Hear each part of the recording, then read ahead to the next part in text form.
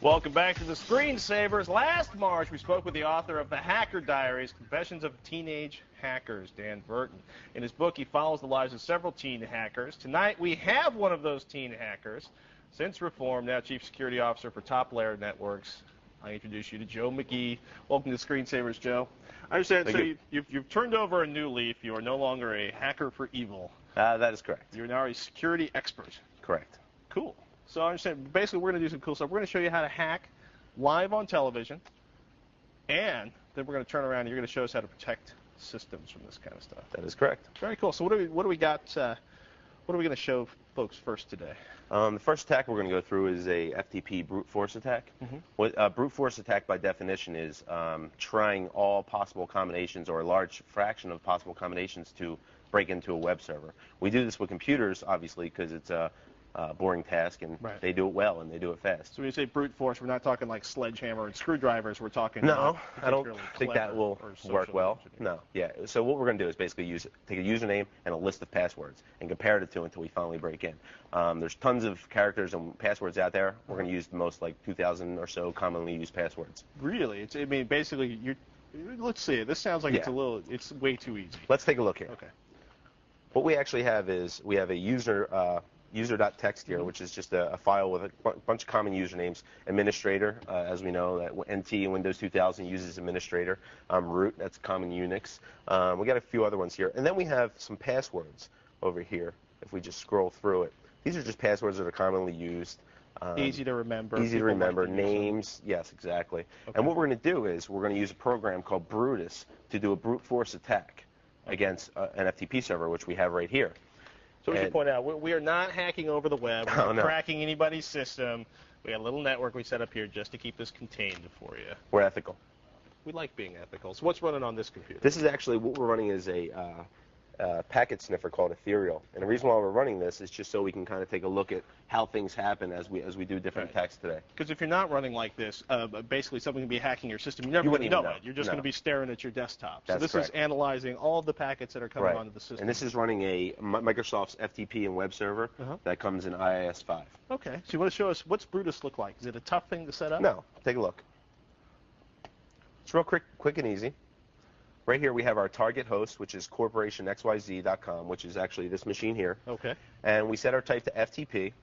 And down here we're using users.txt and words.txt, which are the two files I showed you. And we're just going to click start. So a hacker might have dozens of lists of these, of popular login names and popular You can download word lists all over the internet. Really? Different sizes, yes. Or the different languages. The dictionary, all that kind of stuff. Correct. So what's going on? So right now, if you can see, it's trying user admin. And if you look down here, the passwords, it's trying every password in our list. Next, it's trying administrator, and it's going through these passwords. And it's doing it right now at about 138 attempts per second. That's a lot faster than you or I could type if we were doing it manually.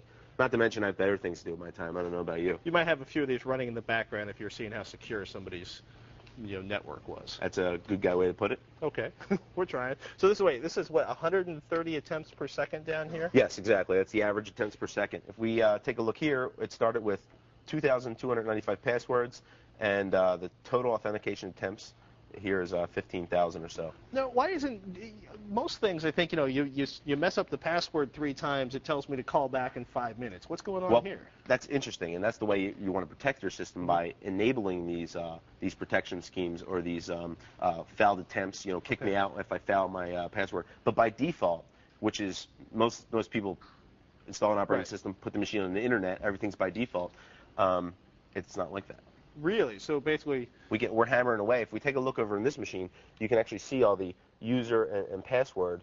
So up on the right side, these are all the attempts. Yeah, these are all the attempts, and we're trying 130 some odd attempts a second, which is astronomical. Okay, here's a dumb question.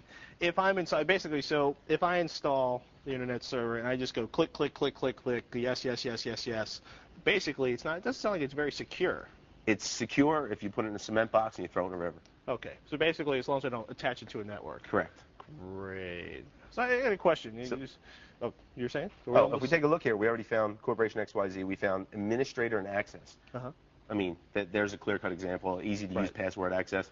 So we have administrative access to this box right now. Really? So you basically log in and you can control this system? Yes. Right now I could actually open a window right here and simply type FTP.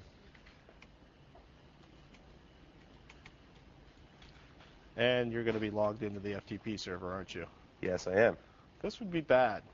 So basically, it seems like what we're hearing here is doing things like not taking the time to properly secure your installation by learning the application and using common passwords. Are those the two biggest mistakes corporations make? Absolutely. Corporations and home users. What would you suggest for a home user to keep something like this from happening? You can install basic firewall software. That's one step. Or you can harden your box by doing things that we said, like making sure that the administrator can't log in to any remote services. Okay.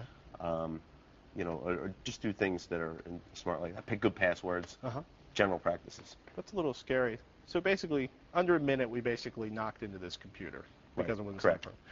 I got to ask you, before we cut to commercial, how'd you get started doing this stuff?